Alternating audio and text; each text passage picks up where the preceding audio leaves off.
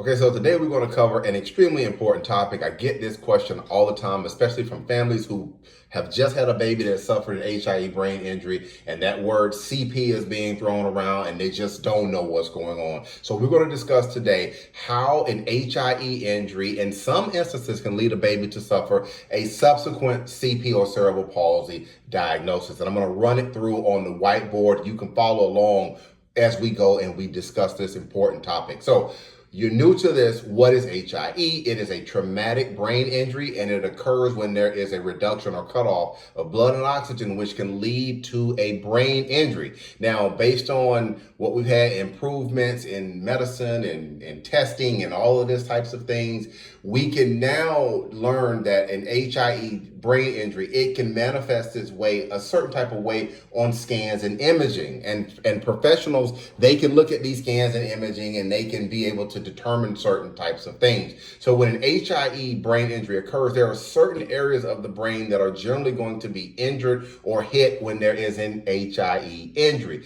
For our talk today on the subsequent CP, we're going to discuss the basal ganglia. So typically, the basal ganglia is an area of the brain that is generally injured when there is an HIE brain injury. So when you're talking to the doctors and they're talking to you about these injuries, or they're going through all of this and they're discussing what area or areas of the brain that have been hit or impacted, generally the basal ganglia is going to be in that discussion. Why is the basal ganglia important? It's important because it controls motor control, motor learning, executive functioning. All of these types of things are controlled by the basal ganglia. And so when we move down and we discuss CP, or what is cerebral palsy, our basic definition that we're going to work with for CP is that it is a movement disorder. It's a movement disorder. So that in its basic sense, that is what CP generally is. And when a child has CP, it's not a disorder or a diagnosis that's going to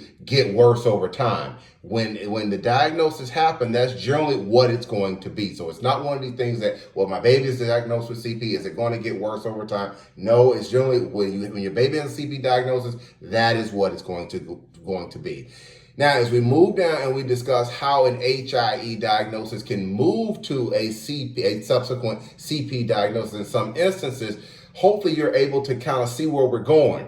If there is injury to the basal ganglia from an HIE injury, that can increase the chances of CP developing because the basal ganglia controls the motor functions and the motor learning and the motor part of the brain. And remember, I said CP is a movement disorder, motor functions, movement. That's where we're going when there is an HIE brain injury. Basal ganglia is hit, increasing the chance for a CP diagnosis. Now, again, I said increase the chance. There is no guarantee that just because your baby has an HIE injury that it's going to always mean a subsequent CP diagnosis. I'm going to say that again.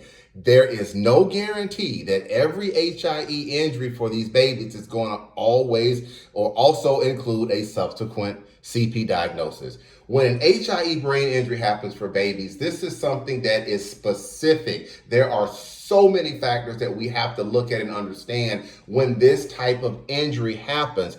So you cannot look at baby number one who has an HIE brain injury and baby number two and say that baby number two must have the same things going on with them that baby number one is having, because they both have HIE injuries. There are so many things that we have to take into consideration. The severity of the injury. How severe is the HIE injury? What area or areas of the brain have been hit or injured? Today we talked about the basal ganglia, but what about the brain stem? What if the brain stem is hit based on an HIE brain injury? So there are so many things that we have to look at and understand when we are trying to get information and answers as it pertains to this HIE brain injury and what challenges may lay ahead for your child into the future. But I just want to stress that you cannot look at one baby and say that because, again, that baby has an HIE diagnosis, all babies are going to be the same way.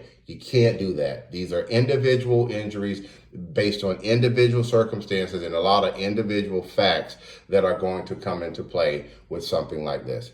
All right. So hopefully this was able to help you understand this concept. And my name is Marcus Boston.